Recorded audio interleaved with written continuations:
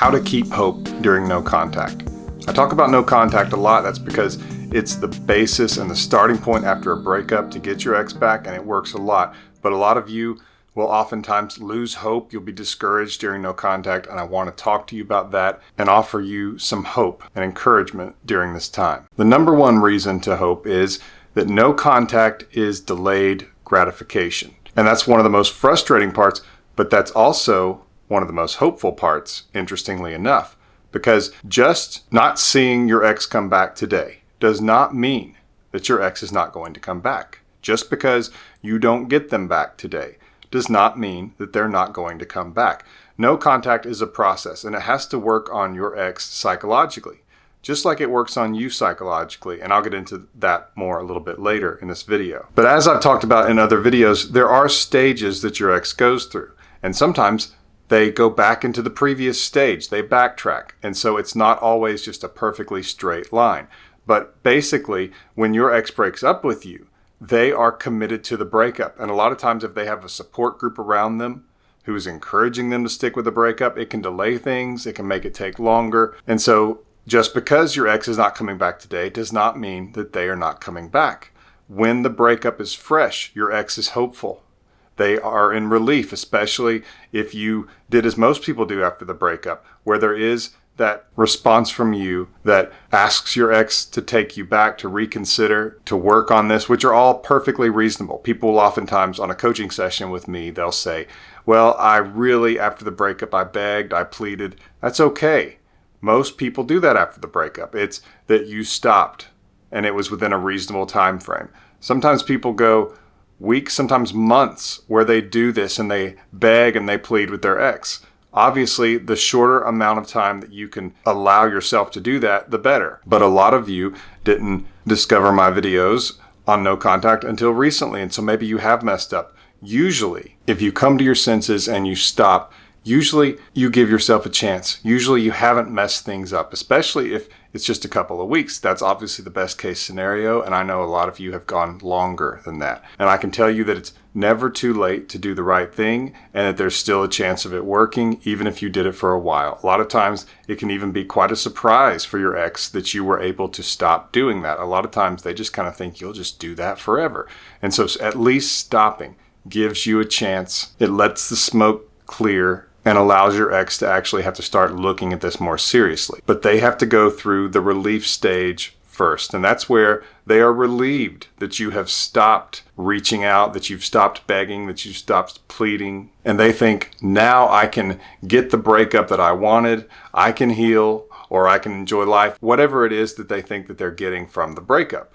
And a lot of times that's really anticlimactic and they don't get it. And that's one of the things that makes no contact successful, is that your ex's experience does not match what they thought it would be. And this is especially true if you were a good partner to them. You were supportive. You made them feel wanted. You made them feel desired. You made them feel that they were in a partnership, and it wasn't just one person was the servant or the pursuer and the other person was the prize, and it was very one-sided. If the person is able to look back at the relationship and see the qualities, the good things that were in it, that's half the battle. But when I say no contact is delayed gratification, it's because you are doing something that is difficult in this moment because you think it will pay off in the future in one way or another.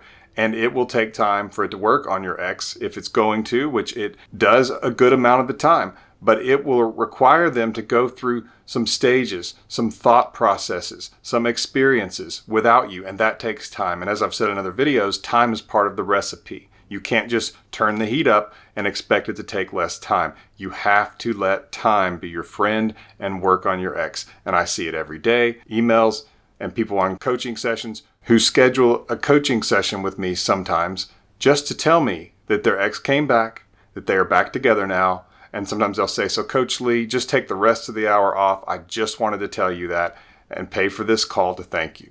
I have that happen a lot too. Those are great days.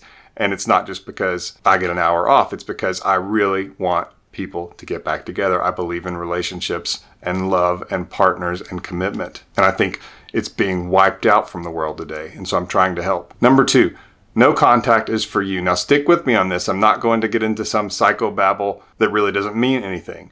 No contact is as much for you, and more so, because It's about, as I explained in the video recently, your dignity. It's about you not wanting to be with someone who doesn't want to be with you.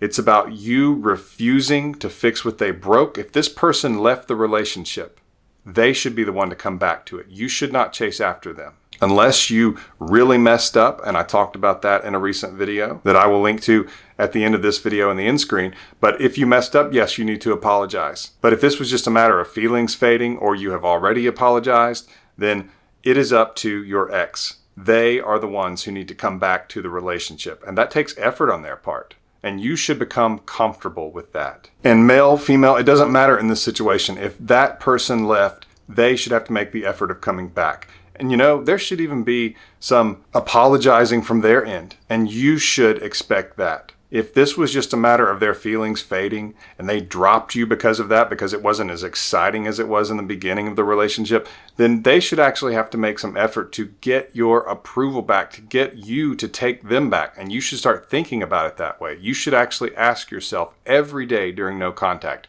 do I want this person back? Do I want someone back who could just walk away from me like that? Because that means at least that the possibility exists that they could do this again to you one day. And I'm not saying that there aren't great relationships that come from breakups. There really are. But it's still a factor that this person needs to learn from this. And if you bail them out, if you chase after them and don't allow them to experience the consequences of their actions, which we have just done a terrible job nowadays of actually making people experience the consequences of their actions. We bail them out. We teach them to blame other people for their problems. We teach them to play victim. And you should not do that to your ex. You should not let them feel like that it's up to you to go get them back when they leave. They should feel like the ball is in their court. And most people know that. If they broke up with you, if they were the one who walked away from you and you said, no, I don't want this, I want us to work this out. If they know that, then they know the ball's in their court. They know what must be done. And so if you worry sometimes, do they know I'm still interested or do they know what to do? Yes, on both of those questions. They know you're still interested because if you said you didn't want the breakup, there's no reason for them to think otherwise. Now, that doesn't mean that some people won't sometimes, but usually if they are attracted to you enough, if they realize their mistake and that they want to get back together with you, then they're going to do what it takes. They're going to reach out and even take that little bit of a chance of them being rejected, which sure, that is something that they're going to think about, that this person could not take me back. And that can delay things too, but it can also push them further because it can kind of create this scarcity label on you in their mind, and that can be a very good thing. But another way that no contact is for you is that it prevents them from thinking that they can manipulate you in the future with a breakup. And we have probably all known people who broke up with someone just to get them to do something they wanted them to do, or because they were mad at them, they wanted to be chased and validated and worshiped and all those things. And you don't want to be with someone who thinks that they can just end the relationship to get you to do something they want you to do, or for you to give them that experience of being worshiped and chased and pursued that they want, that they don't think that they're getting in the relationship or something like that. You just don't want someone to see a breakup as a way to get you to do what they want you to do. You should never be with someone who uses pain to manipulate you to get what they want, or to get you to do what they want, or to get you to wake up or whatever. That's the last person that you want to be with. Just like I tell a lot of married couples, do not ever threaten the relationship unless you 100% mean it and it's over. Do not use the relationship as a manipulation tool, and don't ever let those words escape your lips. And if you are married, get my free mini course on saving a marriage. You can get it at marriageradio.com under the marriage help section. And if you're in the breakup of a dating relationship, get my emergency breakup kit. It's at myexbackcoach.com. That's myexbackcoach.com, and you'll see emergency breakup kit. I'll link to it in the description below as well. It's a powerful guide to help you get your ex back in this situation and to think about what to do when they actually do start interacting with you, because that's one thing that people say is so difficult is what do I do when they start interacting with me and it's kind of awkward and neither of us know what to do. I talk about that in the emergency breakup kit, which you can get with the link in the description below or by just going to myexbackcoach.com. Number 3, no contact works in 2 ways. First of all, what it does is it shows your ex that you're not going to chase, you're not going to pursue, and that they could lose you. It shows them that you're strong enough to stay away, and it also causes them to get past the relief stage as soon as possible.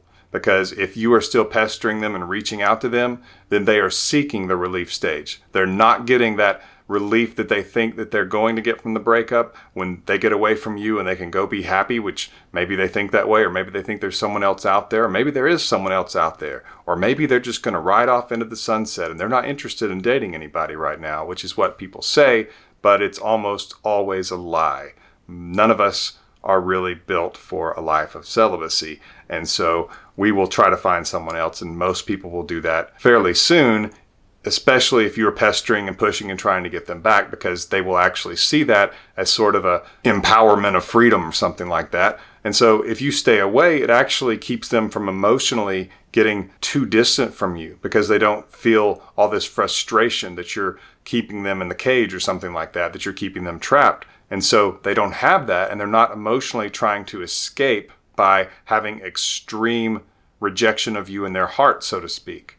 And so they don't have to go as far away, and their attention turns back to you sooner. And sometimes people will say, is their attention really going to turn back to me? Yes, even if they don't think that they want to get back together with you. It's in the curiosity stage, which happens after the relief stage. And it's where they are wondering if you want to get back together with them. They're wondering if they made the right decision. They're wondering what's going on with you, why you aren't reaching out to them and pursuing them and chasing them.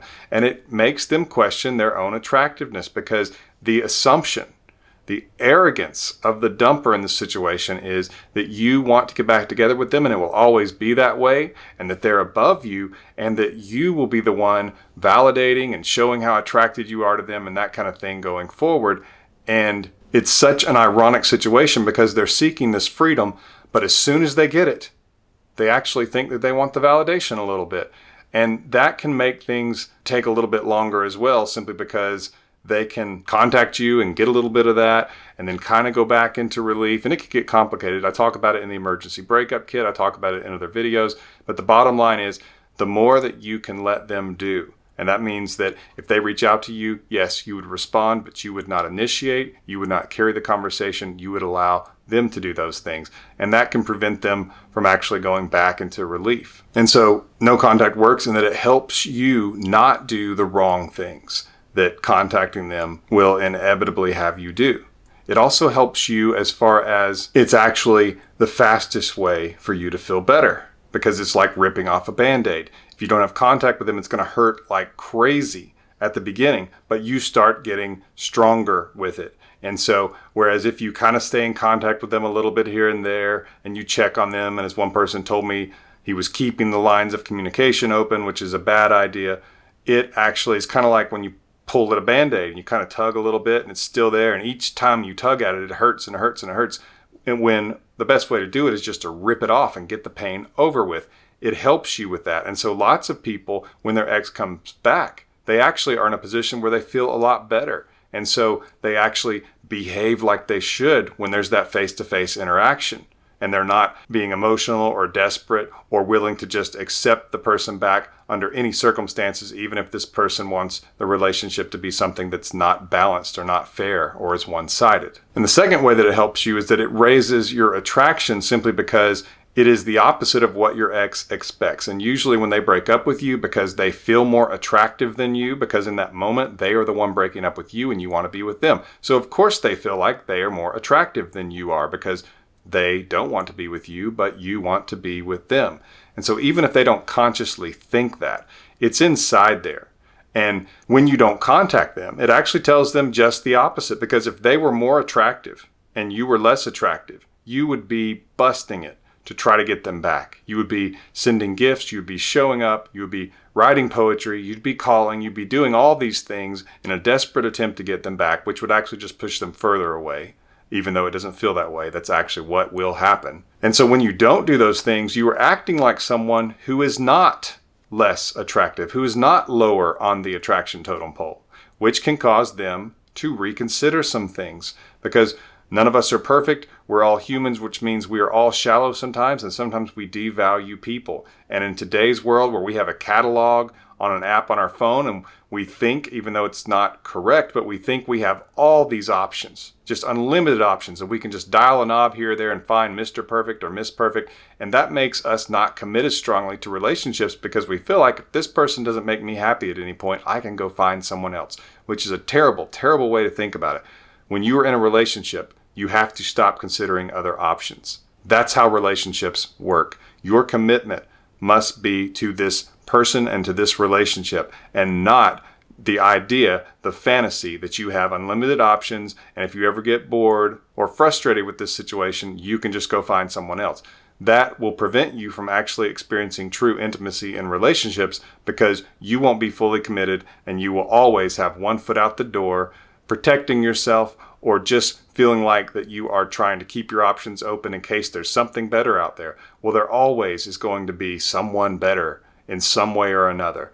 And there's always going to be someone better than you out there for the person you're with as well. So it's best if you do not think about it. In many ways, you have to burn the boats, burn the ships, which is something militaries used to do to make sure that the soldiers would stay and fight and not be thinking about retreat, that they would stay focused on the mission. And so when your ex actually sees that you were not just an option, but that you were a great partner, and it's a lot harder out there to find all these perfect people than the dating apps make it seem, that's when no contact can work for you on their side. Number 4, why it can take a while. There's lots of reasons, and I go over lots of them in other videos. I'm going to be really brief with this. There's people who encourage them. A lot of times women especially will build support groups who will encourage them to stick with the breakups. Bad therapists. Not all therapists are created equal. Just because they have therapists on the sign out front does not mean that they are going to help you or that they have the ability to help you, the skills, the knowledge, or the personality. They can be imperfect too. They can have agendas too. And I've seen lots of them have bad agendas, and they can even encourage your ex. Well, you should just stick with the breakup because clearly this person wasn't making you happy anymore. There it is, happy. That idea that we have all these options out there that will make us happier, when really what it is that relationships go through stages. It can't always be the honeymoon phase, and some people don't understand that that will fade out. And a good therapist will actually tell them what's going on here is you are not in limerence anymore, and you don't understand what that means. It can also take a while because your ex wants to stick with the breakup. They don't want to appear that they're crazy, that they want it one minute, they don't, they're in, they're out. And so they will try to stick with it. So there's lots of things that can make this take a while, but time works on them just like it works on you. So stay hopeful and know that each day that passes gets you closer and works on your ex even more. Number 5, remember your past breakups. There were days when you thought you would never get over another person, when you thought you would never be happy again, and that you just lost the greatest thing that ever happened to you. And yet here you are, you're able to love another person, you're able to hurt over another person. So remember your past victories and that you were able to get over them. You will be able to get over this too. I'm not saying that to discourage you to think that your ex is not coming back. I'm just saying it's kind of a win-win in that your ex comes back or you get better. That's psychologically what is going to happen. You will see a day when you're over this one way or the other. Remember to get more information on my emergency breakup kit. It's at myexbackcoach.com, or the link is in the description below.